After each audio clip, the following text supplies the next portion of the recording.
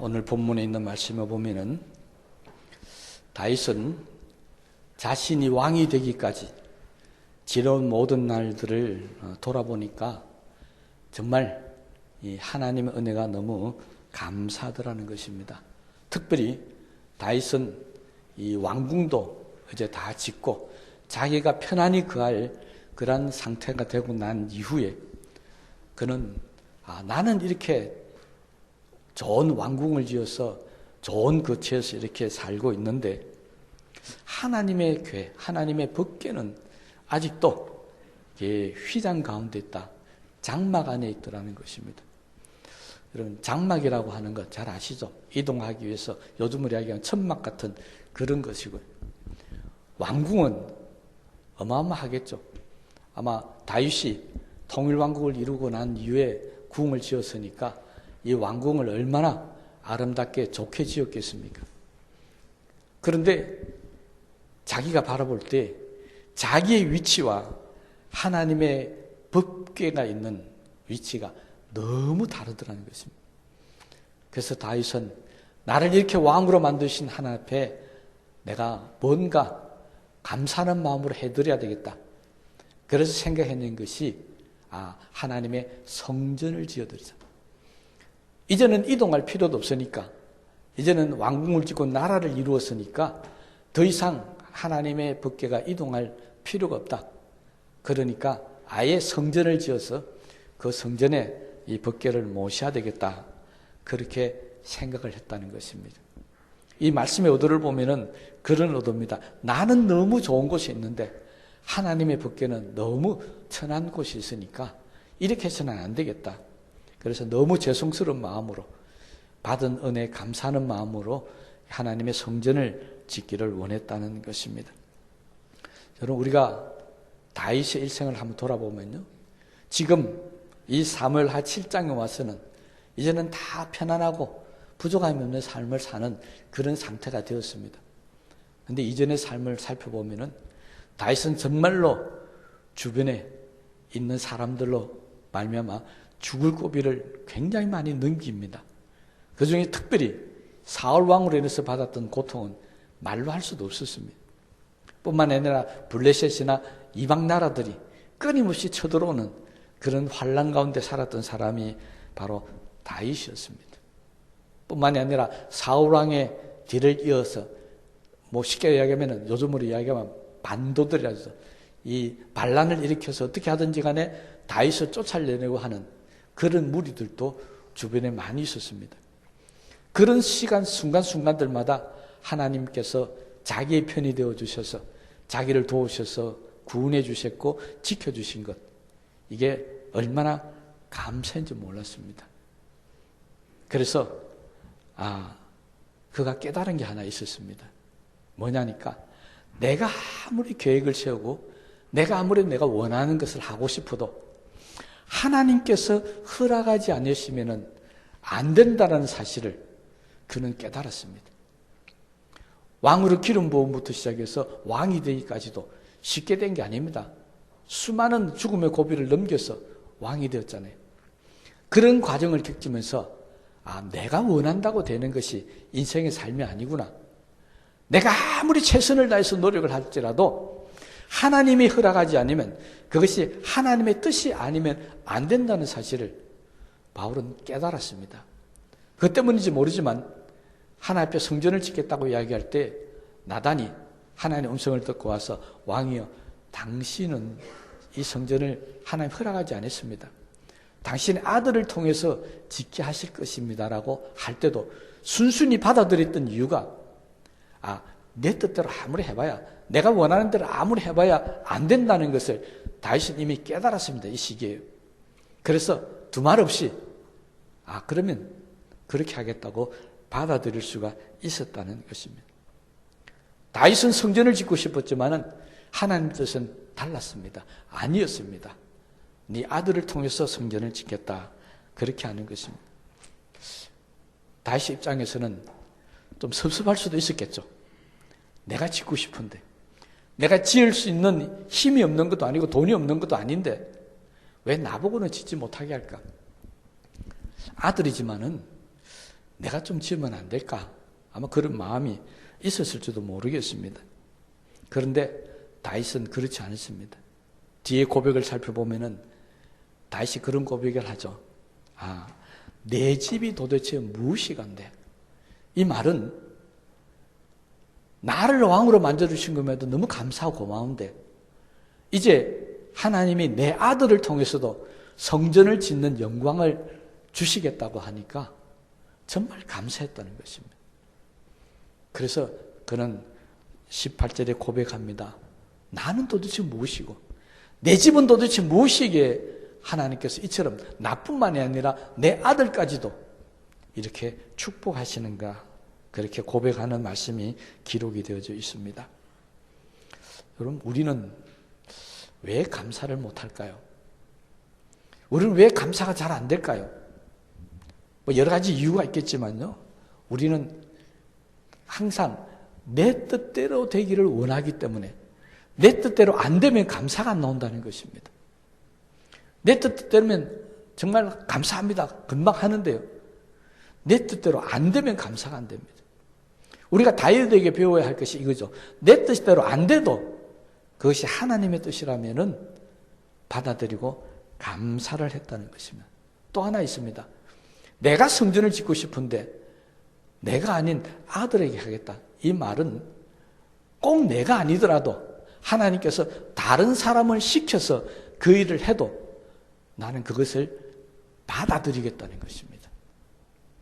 우리는 이게 또 안 되죠. 내가 해서 내 이름을 내고 내가 뭔가 했다는 영광을 얻고 싶은데 너는 안 된다, 다른 사람이 해야 된다고 한다면 거기에 대해서 우리가 불평도 생기고 원망도 생길 수 있다는 것입니다. 항상 우리가 기뻐하고 감사하는 겁니다. 내 뜻대로 돼야 되고 또 무슨 일인지 내가 해서 그 일이 좋은 결과가 나와야 우리는 감사하는 것입니다. 그런데 다윗은 아니었습니다. 다윗 뜻대로 안 됐습니다. 자기가 하는 게 아니라 아들이지만 다른 사람에게 넘겨줬습니다. 그럼에도 불구하고 그는 그것을 받아들였습니다. 그 가장 큰 이유는요, 오직 하나님께서는 나에게 주시는 은혜가 있고, 잘 들으십시오. 하나님께서는 나에게 주시는 은혜가 있고 다른 사람에게 주시는 은혜가 있다는 것을 인정하셔야 합니다. 다른 사람이 그 은혜를 받았다 해서 그게 내 것이 되는 게 아닙니다. 그런데 우리는 항상 욕심을 내죠. 내가 하나님께서 받은 은혜는 그대로 받고 싶고 다른 사람이 받은 은혜까지도 나는 받고 싶기 때문에 그래서 내 욕심이 안 채워집니다. 그래서 불평하고 원망하는 경우들이 많이 있습니다. 다윗은 그렇지 않았습니다. 다윗은 나는 성전을 지으면 안 되는구나, 그러면 이것은 다른 사람이 해야 되는구나, 받아들였다는 것입니다. 이게 정말 어려운 일입니다. 내가 힘이 없고 능력이 없는 게 아닙니다. 내가 충분히 할 수 있습니다. 아니, 내가 더 잘할 수 있습니다. 그럼에도 불구하고 하나님이 다른 사람에게 맡길 때 우리는 어쨌습니까? 지난날 한번 돌아보십시오. 정말 감사했습니까? 아니잖아요. 뭔가 섭섭했고 뭔가 원망스러웠습니다. 그래서 우리는 감사를 하지 못했던 경우가 정말 많이 있었습니다. 다윗은 달랐습니다. 다윗은 정말 자기에게 주는 은혜만에 집중했다는 것입니다. 다른 사람 무슨 은혜를 받든지 상관이 없었습니다. 그것은 그 사람이 받는 것이지 내가 받는 게 아니라는 것입니다. 여러분, 우리도 다윗의 이 마음을 배우셔야 합니다. 어떤 사람이 무슨 은혜 받든지 그건 나와 상관이 없습니다. 하나님께서 그 사람에게 허락하신 은혜입니다. 그 사람에게 허락하신 직분이고 그 사람에게 허락하신 달란트입니다. 그게 나하고 무슨 상관이 있습니까? 문제는 내가 어떤 달란트를 받고 내가 어떤 복을 받고 내가 어떤 하나님의 은혜 속에 사느냐는 것이 훨씬 더 중요한 겁니다. 남이 아무리 기도 잘하고 남이 아무리 하나님의 사랑받으면 뭐합니까? 아무 상관없습니다. 내가 하나님의 사랑을 받아야 되고 내가 하나님의 축복을 받아야 되는 것입니다. 그리고 하나님 내게만 주신 은혜, 거기에 우리는 집중해야 합니다. 다른 사람도 마찬가지겠죠. 하나님 내게 은혜 주시고 이 내 주신 은혜를 다른 사람에게 안 줄 수도 있고 줄 수도 있습니다. 그럴 때도 그건 하나님의 마음이니까 하나님 당연히 뭐 주시겠지. 뭐. 나만 받으라는 거 있습니까? 아니에요. 내가 아닌 수많은 사람에게 나에게 주신 복을 주실 수 있습니다. 그걸 우리는 인정해야 하나님 앞에 겸손해질 수 있고 하나님 앞에 순종할 수가 있고 감사할 수가 있는 것입니다. 다윗은 그래서 내가 무엇이게요?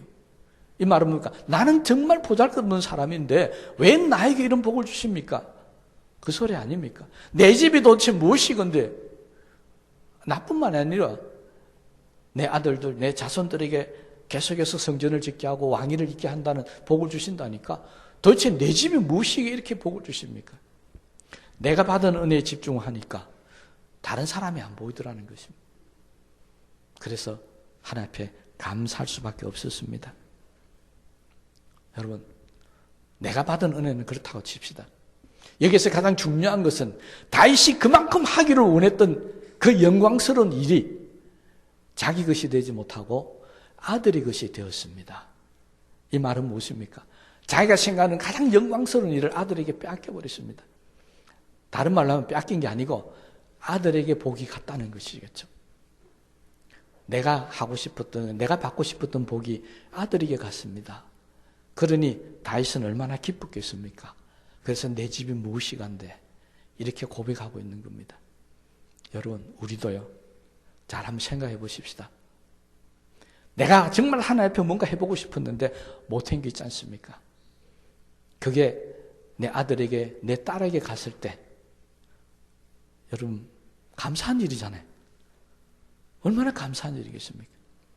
이걸 다시 한번 역으로 이야기해 봅시다.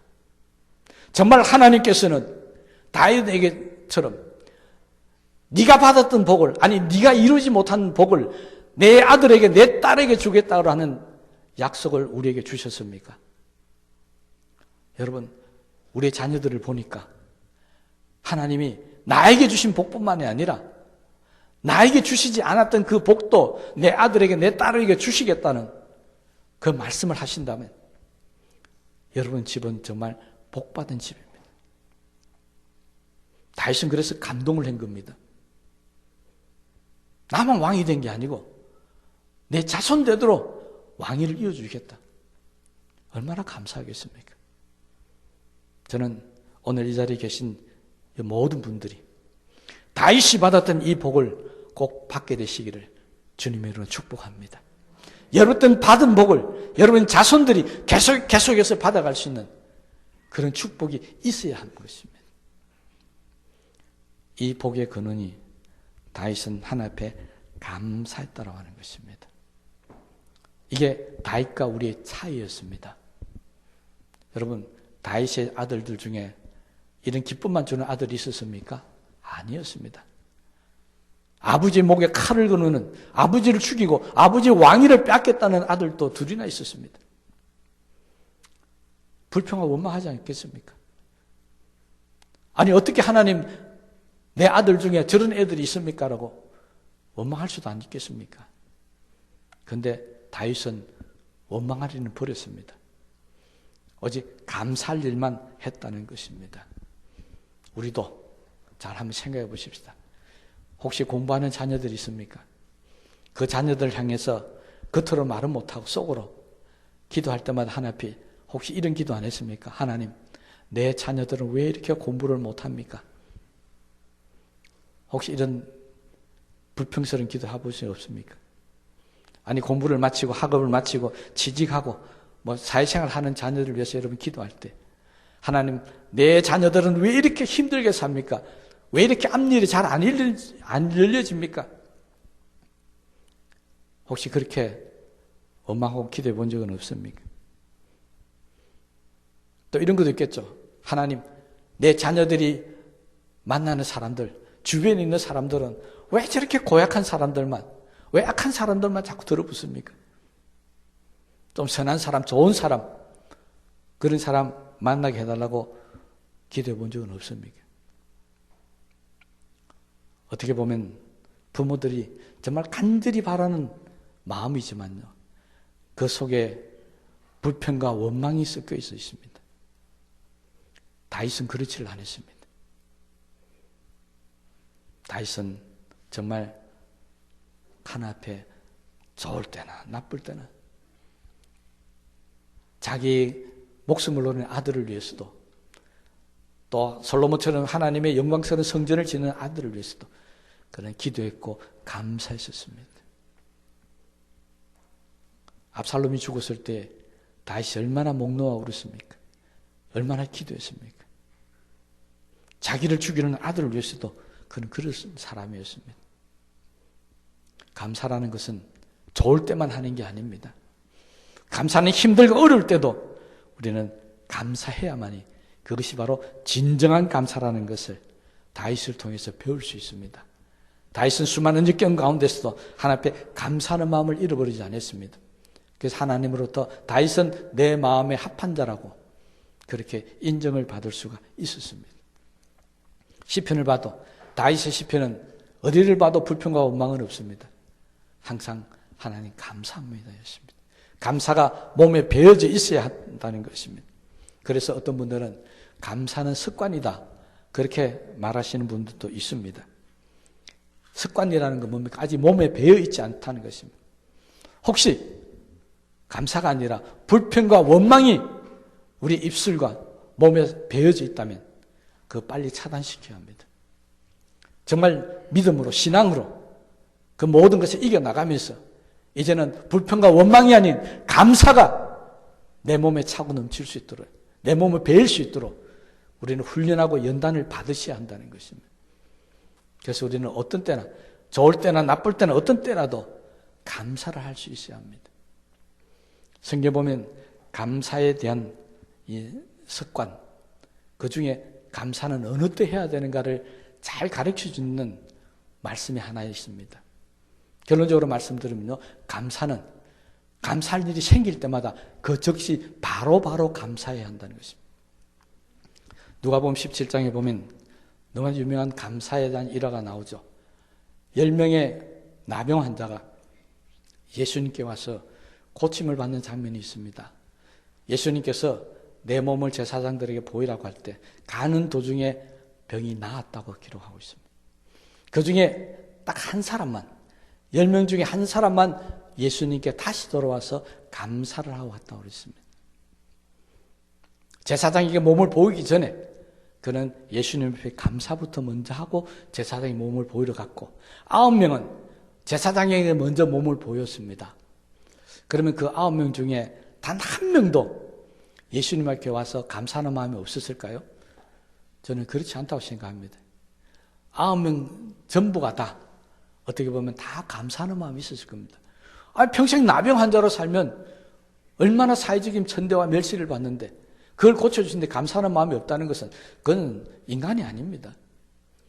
다만 제사장에게 먼저 몸을 보이고 이제는 나병 환자에서 벗어났다는 인정을 먼저 받는 것이 중요하냐 아니면 감사하는 게 먼저 중요하냐라고 하는 우선순위를 따졌을 때 한 사람은 먼저 감사했고 나머지 9명도 제 생각은 그렇습니다. 제 믿음은 그렇습니다. 가서 제사장이 가서 인정받고 아마 예수님을 찾아와서 감사하려고 했지 않겠는가. 그런데 성경은 이어지지 않고 딱 거기서 끝났기 때문에 나머지 일은 짐작일 수밖에 없습니다.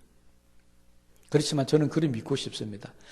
제사장에 갔던 9명도 다 예수님께 돌아와서 정말 감사했습니다라고 아마 감사를 했을 거라고 믿고 싶습니다.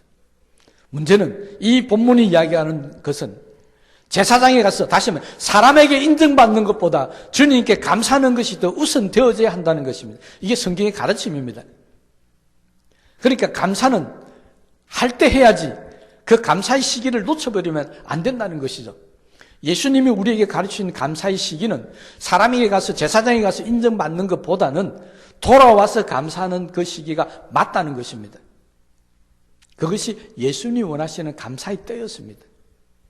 그래서 우리는 감사도요, 늦으면 후회하는 경우가 있습니다. 늦으면 평생 못하는 수도 있습니다. 저는 부끄럽지만요, 지난 주간에 우리 임원재 집사님 장례 예배를 하면서 정말 평소에 하고 싶은 말을 못한 것이 너무 마음이 아팠습니다. 그래서 마지막 하간 예배를 드리고 난 후에 기도의 마지막 부분에 제가 평소에 하고 싶은 말을 했습니다. 기도 속에서요. 살아계실 때 못해드리고 그 말이 같이 신앙생활에서 너무 감사했었습니다. 장례식에 참석하신 분들 마지막 기도 기억 한번 떠올려 보십시오. 저는 그 말을 집사님이 정신이 좀 또렷하실 때 해드리고 싶었는데 마지막 신방 갔을 때도 주무시고 정신을 놓고 계셨기 때문에 해드리지 못했습니다. 장례 마치고 오니까 그게 평생 아마 앞으로 후회가 될 것 같아요. 정신이 또렷했을 때 집사는 참 감사했습니다. 이게 정말 하고 싶었는데 이제는 못하게 됐습니다. 지금 아무리 이 강대상 인사하고 기도하는 가운데 하고 아무리 말을 해봐야 무슨 소용이 있겠습니까? 그래서 저는 설교 준비하면서 다시 한번 깨달았습니다. 감사는 때가 있다. 감사의 시기를 놓치면 영원히 못할 수도 있다. 제가 이번에 큰 교훈을 얻었습니다. 여러분, 감사는요, 그때에 맞춰서 해야 합니다. 놓치면 안 됩니다. 그런데 다윗이 위대한 점은 그 감사할 때가 아니라 감사하지 못할 때도 감사했다는 것입니다. 다른 사람이 불평하고 원망해야 되는 그 시기에도 다윗은 감사했다는 것입니다. 하나 예를 들면 시편 56편의 말씀에 위에 제목에 이렇게 기록되어 있습니다. 다윗이 가드에서 블레셋인에게 잡혔을 때 무슨 말입니까? 블레셋이 어떤 나라라고요? 다윗과는 원수된 나라입니다. 골리앗이 블레셋의 장군입니다. 그를 죽였기 때문에 블레셋과는 다윗은 원수지간입니다. 그런데 어디 잡혔다는 것입니다. 잡혔다는 것은 무슨 말입니까? 가서 내가 어떻게 하겠다 스스로 찾아간 게 아니라 도망가다가 잡혔다는 겁니다. 그렇다면 이 다윗의 운명은 앞으로 남은 것은 죽음밖에 없습니다. 이제는 죽을 거잖아요. 그런데 이 시편 56편 12절 말씀에 다윗은 놀라운 고백을 합니다. 이제 죽음을 앞두고 이렇게 고백합니다. 하나님이여, 내가 주께 서운함이 있사온즉 내가 감사제를 주께 드리리니. 죽기 전에요, 다윗은 꼭 해야 될 게 하나가 있는데 하나님께 감사제사를 꼭 드려야 되겠다는 것입니다. 적에게 잡혀서 죽임을 당한 상황 가운데서도 다윗이 마지막 하고 싶었던 것은 바로 감사제를 주께 드리는 것이었습니다. 이유가 뭐였겠습니까? 그 앞에 전반기 구절에 나옵니다. 내가 주께 서운함이 있사온즉. 무슨 말이냐니까 내가 평소에 하나님께 서운한 게 있다는 겁니다. 그런데 블레셋에 잡혀 죽게 됐으니까 서운을 갚을 길이 없는 겁니다. 죽으면 끝장이잖아요.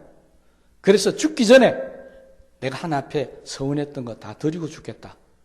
그 이야기입니다. 그럼 제가 어릴 때도 그렇게 교육받았습니다. 서운한 것은 반드시 갚아야 되는데 죽기 전에 갚아야 한다는 것입니다. 혹시 죽기 전에 못 갚은 게 있으면 유언으로 남겨서라도 자녀들로 하여금도 갚게 해라. 제가 어릴 때 신앙교육 받을 때 그렇게 받았습니다. 물론 세월이 50, 60년이 흘러갔으니까 지금은 그렇게까지 교육은 안 시킵니다만은 제가 어릴 때는 그렇게 교육을 받았습니다. 다윗이 그것을 모범으로 보여주었습니다. 죽기 전에 서운한 것은 반드시 갚아야 한다. 다윗은 죽으며 오는 그 순간에도 자기가 서운한 것, 하나님 앞에 내가 감사제를 드려야 된다는 것, 이거는 잊지 않았던 사람이었습니다. 우리는 어떻습니까? 우리는 정말 하나님 앞에 서운한 거 다 갖고 살았습니까? 아니, 서운한 거 빼더라도 수많은 세월을 보내오시면서 순간순간마다 하나님 앞에 감사를 드려야 될 때 감사를 잘 해오셨습니까? 아니, 하긴 했는데 혹시 억지로 하지는 않았습니까? 인색하게 하지는 않았습니까? 그렇다면 정말 중심을 가지고 신실한 마음으로 우리는 하나님 앞에 감사를 해보해야 합니다. 이전에 우리 신앙의 선배들은 감사를 그렇게 했습니다. 감사의 제사를 드렸습니다. 감사의 제사, 성경에 보면 어떻게 드리는지는 성경에 다 나오니까 제가 말씀을 안 드리겠습니다. 감사의 제사는 반드시 제물을 드려야 합니다. 제물이라는 건 뭡니까? 소나 양을 바쳐야 합니다. 개인적으로 드렸던 가장 유명한 감사의 제사, 솔로몬의 1000번제입니다. 그리고 절기로서는 다음 주간에 있을 추수감사절입니다. 솔로몬의 1000번제가 평소에 자신에게 주신 은혜에 대한 감사를 하는 제사였다면 추수감사절은 절기제사죠. 의무적으로 해야 되는 절기제사입니다. 이 절기제사를 이야기할 때 성경은 신명기 16장 16절에 17절에 이 절기를 어떻게 지켜야 할지를 분명히 우리에게 가르쳐주고 있습니다. 너희 가운데 모든 남자는 1년에 3번 곧 무교절과 치칠절과 초막절에 내 하나님 여호와께서 택하신 곳에서, 절기는 어디에서 지내야 된다고요? 하나님이 택하신 곳, 성전에 나와서 절기를 지낸다. 1년에 3번씩. 그래서 모든 이스라엘 민족들은 세계 방방곡곡에서 1년에 3번씩은 예루살렘 성전으로 향하고 있습니다. 구약 때도 그렇고 지금도 그렇습니다. 하나님 명령이기 때문에 그렇습니다. 두 번째는 여호와를 배웁되 빈손으로 여호와를 배웁지 말고 각 사람이 내 하나님 여호와께서 주신 복을 따라 그 힘대로 드릴지니라. 절기제사는 빈손으로 드리지 말고 주신 대로 힘대로 드리라는 것입니다. 돈 계산하면 빠르겠죠. 10원을 주셨으면 10원을 드리면 되는 것이고 100원을 주시면 100원을 드리면 되는 거예요. 뭐 억을 주셨으면 억을 드려야 되는 것이고, 주신 대로 힘대로, 힘이 안 되는데 하라는 게 아닙니다. 하나님은 항상 내 처지와 형편대로 하라는 것입니다. 힘대로 하나님께 드릴지다. 이것이 명령이었습니다. 다른 모든 감사들은 다 내가 자발적으로 내 스스로 해야 되는 일인데 이 세 절기만큼은, 이 세 절기의 감사만큼은 하나님의 명령으로 의무적으로 하라는 것입니다. 바로 그 절기가 우리 다음 절기입니다. 1년 동안 하나님 내게 주신 복을 잘 생각을 해보시기 바랍니다. 그리고 내가 무엇을 감사해야 될 것인지를 일주일 동안 기도하시면서 잘 떠올려 보시기 바랍니다. 그리고 이번 감사주일날 하나님 앞에 예물을 드릴 때 제가 처음으로 부탁을 드리겠습니다. 여러분의 드리는 감사 예물 봉투에 반드시 주신 감사의 은혜를 하나 이상씩 꼭 적으시기 바랍니다. 왜 적으랍니까? 다윗처럼 하나님 앞에 우리가 신앙을 고백하자는 것입니다. 그리고 그것을 가지고 저는 하나님 앞에 기도할 겁니다. 더 큰 감사가, 더 큰 복이 여러분이 임하기 위해서 열심히 기도할 것입니다. 그러니 이번 감사절만큼은 꼭 여러분이 소원을 적으라는 게 아닙니다. 지난 1년 동안을 돌아보면서 감사했던 일들을 꼭 적으시기 바랍니다. 그래서 이번 추수감사절은 정말 마음과 뜻을 다했어요. 억지로 드리는 감사가 아니라 자발적으로 기뻐하면서 드리는 그런 감사절기가 되시기를 바랍니다. 그래서 이번 추수감사절은 어떻게 보면 지금까지 지난 모든 추수감사절기 가운데서 가장 큰 은혜와 축복을 받을 수 있는 그런 절기가 되기를 주님의 이름으로 부탁을 드리겠습니다. 말씀을 생각하시면서 한번 기도하시겠습니다.